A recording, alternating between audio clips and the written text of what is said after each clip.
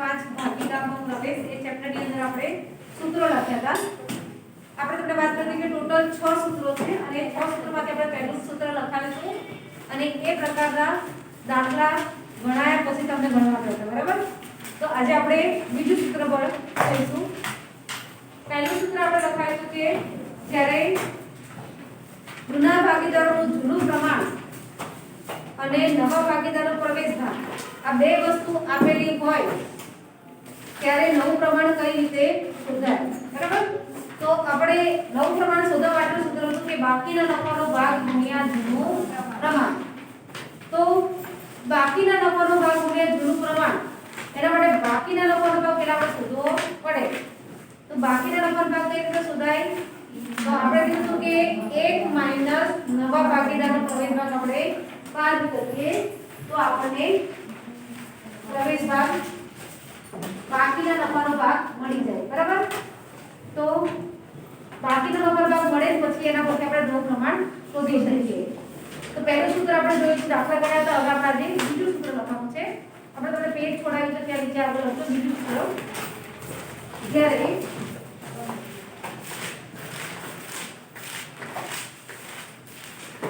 જૂના ભાગીદારનો ત્યાગ આપેલ હોય જ્યારે જૂના ભાગીદારનો ત્યાગ આપણને આપી દીધો છે. હું જ્યાં રાઉન્ડ કરું છું ત્યાં દરેક જણા કરજો.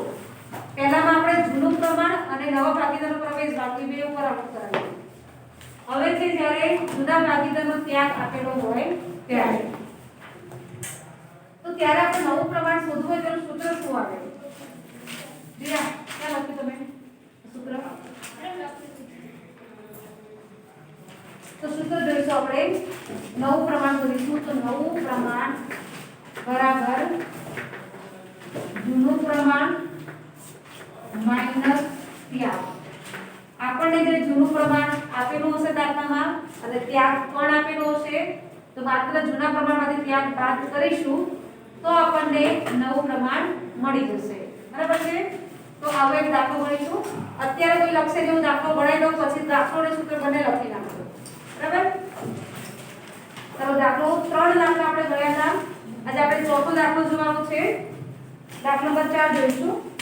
રકમ વાંચવાની છે. ધ્રુવી વાંચશે. પેજ નંબર 204 ઉપર A અને B 2/1 ના પ્રમાણમાં નફો નુકસાન વહેંચતા એક પેઢીના ભાગીદારો છે. તેઓએ C ને નફામાં 1/5 ભાગથી નવા ભાગીદાર તરીકે દાખલ કર્યા. C તેના ભાગ પૈકી 1/10 ભાગ A પાસેથી અને ભાગ B પાસેથી મેળવશે. 1/10 ભાગ A પાસેથી અને 1/10 ભાગ B પાસેથી મેળવશે. તો સૌથી પહેલા આપણે લખી રાખવાનું વ્યવસ્થિત છે. ભાગીદારોના નામ A અને B એમનું જૂનું પ્રમાણ આપેલું છે આપણને 2/1 એટલે ટોટલ થશે 3 અને એનો ત્યાગ આપણને આપી દીધો છે. C એનો જે ભાગ છે એ A અને B પાસેથી કઈ રીતે મેળવે છે? તો C એમની પાસેથી જે મેળવે એ બંને માટે શું કહેવાય? ત્યાગ કહેવાય. તો આનો 1/10 અને B નો પણ ત્યાગ છે 1/10. તો જૂનું પ્રમાણ અને ત્યાગ બંને આપેલા છે. સૂત્રમાં ખાલી આપણે કિંમત મૂકવાની છે. તો A B અને C ત્રણેય ભાગીદારો લખવા પડે. તો આપણને C નો પ્રવેશ ભાગ આપેલો છે 1/5 ને લખી નાખીએ તો આપણે C નો પ્રવેશ ભાગ એ છે 1/5. આટલી વિગત આપણને આપી છે. આપણે નવું પ્રમાણ શોધાવ્યું છે ત્રણેય ભાગીદારોનું. તો અત્યારે કોઈ લખશે નહીં રીતે આ દાખલો આખો ગણાઈ દે પછી તમે ગણજો અને બીજો દાખલો ગણવા દઈશ. સમય આપીશું તો નહીં નતર કોઈ ઉતાવળ ના કરે પછી ખબર નહીં પડે. જૂનું પ્રમાણ A અને B નું છે 2/1 એટલે 2/3 A નું અને અહીંયા આવશે 1/3. C માં તેનો પ્રવેશ ભાગ લખી નાખીશું આપણે 1/5 માઈનસ કરીશું ત્યાગ 1/10. A નો ત્યાગ છે 1/10 B નો છે 1/10. ચલો રકમ શોધી લઈએ. તો તો છેદ સરખા થાય એવા નથી. તો ચોકડી ગુણાકાર કરીશું આપણે. તો 10 દુ 20, પછી 3 એકા 3 છેદમાં 10 થઈ 30 થશે. એ જ રીતે અહીંયા 10 એકા 10, 3 એકા 3 છેદમાં 30. તો અહીંયા આવશે 17 છેદમાં 30, અહીંયા 7 છેદમાં 30. જો બંનેના છેદમાં 30 છે તો અહીંયા પણ આપણે છેદ સરખા કરવા માટે 5 ગુણ્યા કેટલા કરો તો 30 થાય 6. 5 6 306 નીચે, અને નીચે જે મૂકીએ આપણે ઉપર પણ મૂકવું પડે. તો 6 એકા 6 છેદમાં 30. બરાબર. તો નવું પ્રમાણ શોધવાનું હતું. 3 એના છેદમાં 30 છે તો પ્રમાણ થશે 17/7/6. આ મળી ગયું આપણને નવું પ્રમાણ. આપણે બધાને ઝડપથી ગણીને આપણે પછી એક દાખલો ગણવા આપું છું.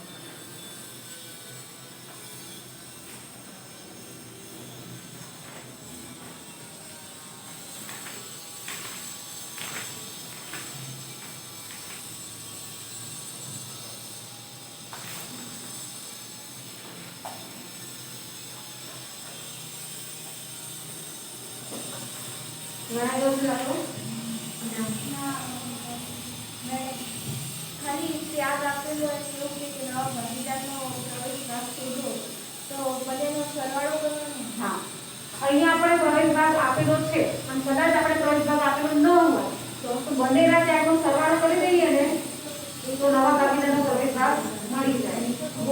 આથી બંનેના ત્યાગનો સરવાળો એનો પ્રવેશ ભાગ થઈ જાવ MCQ હશે.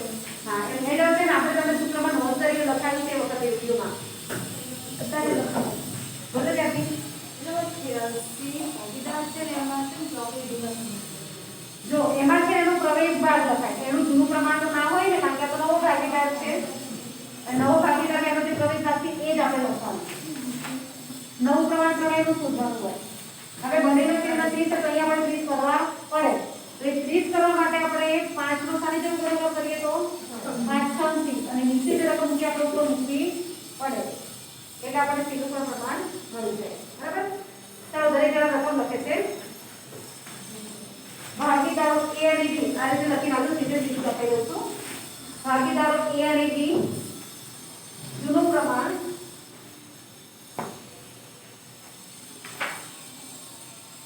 4/3, જૂનું પ્રમાણ 4/3,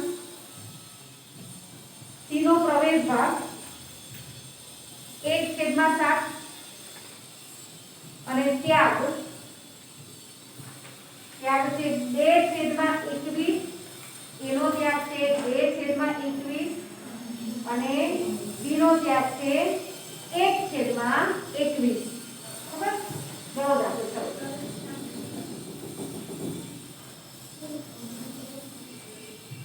ચલો 1/7 એક સપ્તમાંશ.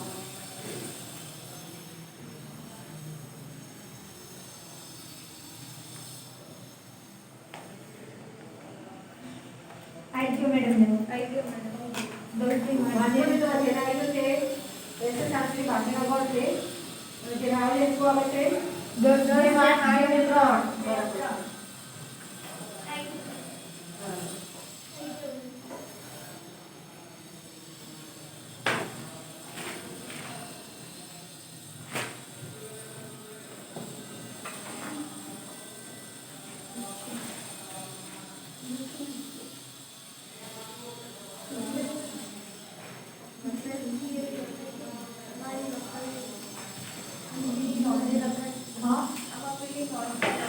હાલો ખાઈ લે છે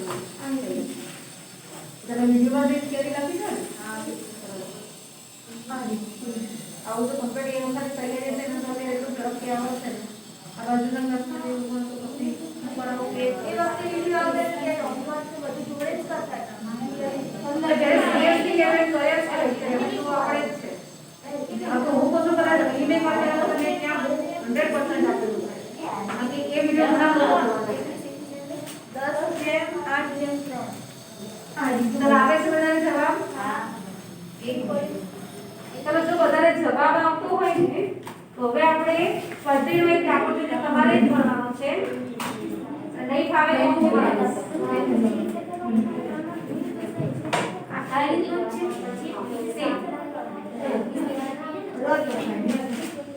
બોલ. ચાલો હવે જોઈશું આપણે દાખલા નંબર 5. સ્વાધ્યાયનો દાખલો નંબર 5 પેજ નંબર 205.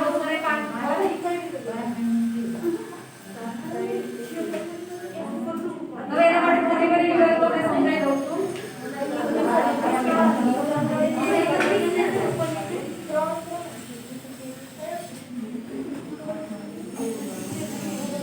ચલો આનામાં કોઈ પ્રશ્ન ના જવાબ આવ્યો હોય ખરા? અંજલિ આવ્યો? ખબર પડી ગઈ બધાને? તો હવે આપણે સ્વાધ્યાયનો 5મો દાખલો ગણીશું. દાખલો તમારે ગણવાનો છે પણ હું તમને થોડું સમજાવી દઉં છું. બરાબર? અંજલિ હવે એમાં આપણે આગળનો કરાવીએ છીએ. 5મો દાખલાનો દાખલો છે A, B અને C 5:3:2 ના પ્રમાણમાં નફો મીટર વહેંચેલા ભાગીદારો છે. તો આપણે ત્રણેય ભાગીદારોના નામ લખીશું A, B અને C. જૂનું પ્રમાણ અહીંયા ધ્યાન દરેકનું જાતે ગણવા જશો તો ભૂલ પડશે એટલે અહીંયા પહેલા સમજી લો. થોડું ઘણું તમને કરાવી દઉં છું, બાકીનું તમારે જ કરવાનું છે. જૂનું પ્રમાણ છે 5:3:2 ટોટલ થશે 10. D ને નવા ભાગીદાર તરીકે પેઢીમાં પ્રવેશ આપ્યો. પછી A તેના ભાગમાંથી 1/20 અને B તેના ભાગમાંથી 3/40 B ની તરફેણમાં ત્યાગ કરે છે. એટલે A અને B બંનેનો ત્યાગ આપેલો છે. બરાબર? તો કેટલો ત્યાગ કરે છે A? A નો ત્યાગ છે 1/20 અને B નો ત્યાગ છે 3/40. જો અહીંયા C નો ત્યાગ આપેલો નથી તો C માં ડેશ કરીશું. C કોઈ ત્યાગ કરતો નથી. બરાબર? હવે સરખા કરો. બીજી એક વસ્તુ અહીંયા ત્યાગમાં બંનેના છેદ અલગ અલગ છે. આપણે સરખા કરી દઈએ કારણ કે આપણે જૂના પ્રમાણમાંથી ત્યાગ બાદ કરવાનું છે. તો અહીંયા 40 છે તો અહીંયા 2 મૂકી દઈશું તો 2/40 અને 3/40 બંનેનો ત્યાગ આપણને મળી ગયો. હવે એક વસ્તુ મિસિંગ છે આની અંદર. શું નથી આપેલું? D નો પ્રવેશ ભાગ. હવે નવા ભાગીદારનો પ્રવેશ ભાગ આપણને આપેલો A અને B નું. તો પહેલા આપણે શોધવું પડશે કારણ કે D નું પણ આપણે નવું પ્રમાણ શોધવું પડશે. તો એક વસ્તુ આપણે ખાસ યાદ રાખવું છે કે જૂના ભાગીદારો જે ત્યાગ કરે છે એનો સરવાળો કરીએ ને તો નવા ભાગીદારનો પ્રવેશ ભાગ આપણને મળી જાય. લખીશું આપણે D નો પ્રવેશ ભાગ બરાબર A નો ત્યાગ વત્તા B નો ત્યાગ. બરાબર?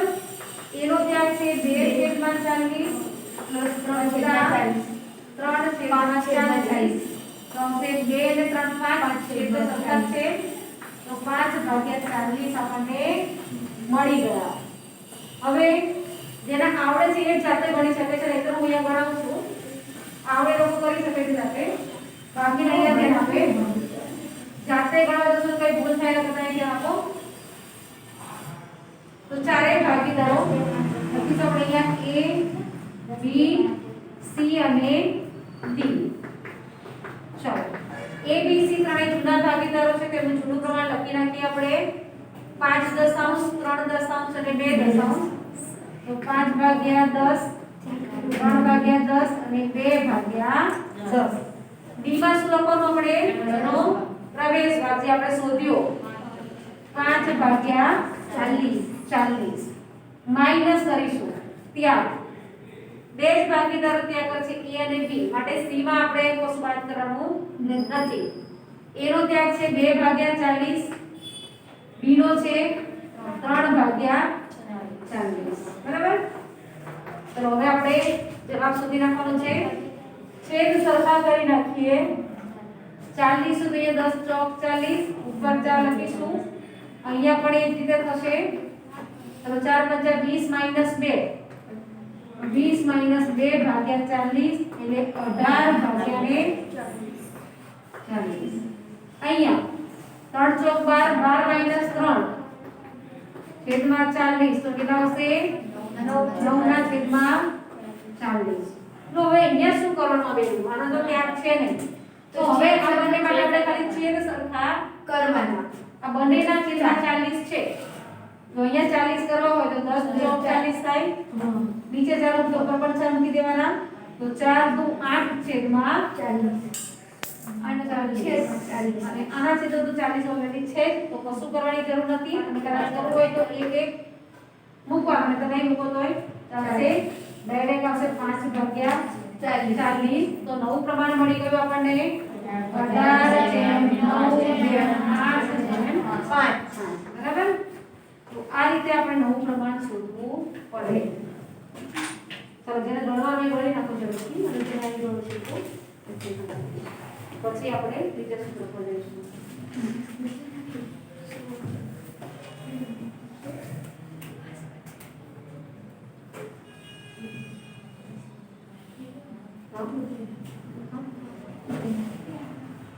ખુલી જાય છે. ક્યાંથી લાવ્યા ને કહેશે? બોલે તો ખુલી જાય છે.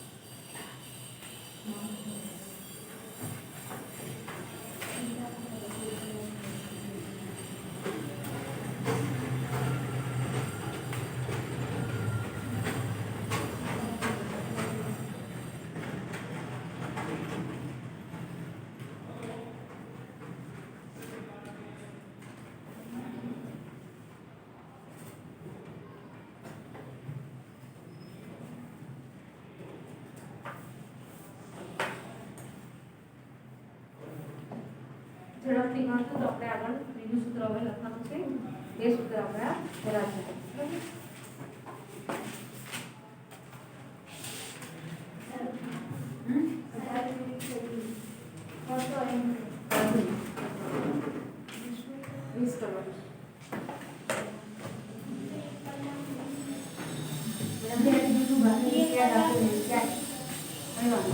બીજા બે સૂત્ર ચાલુ જશે. 6 માંથી 4 સૂત્રો વધે ને આપણે સીધા મોટા દાખલા. ખાલી પાવલીની આમલું તમે સમજાય છે કઈ રીતે આમલું કરાય.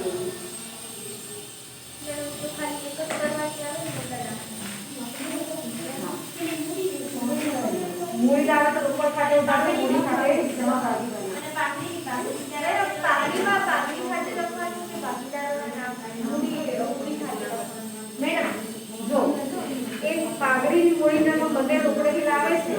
રોકડ ખાતે ઉધાર ભાગીદારના મૂળી ખાતે તે પાઘડી પ્રીમિયમ ખાતે બંને રકમ રોકડેથી લાવો. પાઘડી પ્રીમિયમ કેટલી વાર દેવાનું? પાઘડી પ્રીમિયમ ભાગીદાર વચ્ચે નહીં ચાલશે. રોકડેથી લાવે તો પાઘડી રોકડ ખાતે લખવાનું. અને જો ઉધાર પાઘડીનું પ્રીમિયમ ખાલી ગણાવી છે પણ રોકડેથી નહીં લાવે તો પછી ભાગીદારના નામ ખાતે લખવાનું.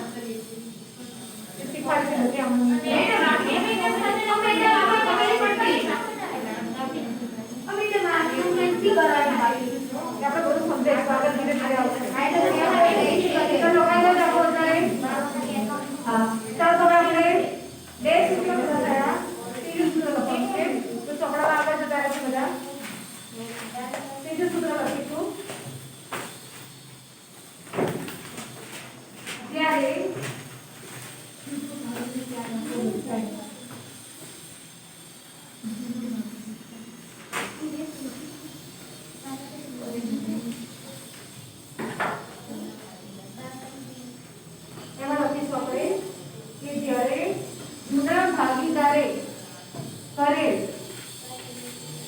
ત્યાગનું પ્રમાણ આપેલું હોય ત્યારે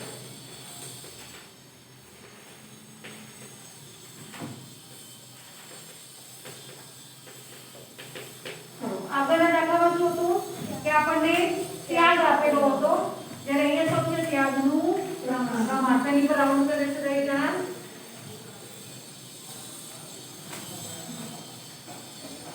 ત્યાગ સીધે સીધો આપેલો હોય તો જૂના પ્રમાણમાંથી ત્યાગ બાદ કરી દઈએ તો નવું પ્રમાણ મળી જાય જે આપણે કર્યું આગળ પણ આપણને દાખલામાં ત્યાગ નથી આપતો સીધે સીધો ત્યાગનું પ્રમાણ આપેલું છે તો એ ત્યાગના પ્રમાણ ઉપરથી પહેલા આપણે ત્યાગ શોધી રાખવાનો અને પછી જૂના પ્રમાણમાંથી ત્યાગ બાદ કરવાનો બરાબર તો ભાગીદારો ત્યાગ શોધવા માટેનું સૂત્ર શું છે તો એ આવશે જૂના ભાગીદારોએ કરેલ ત્યાગ બરાબર નવા ભાગીદારનો ભાગ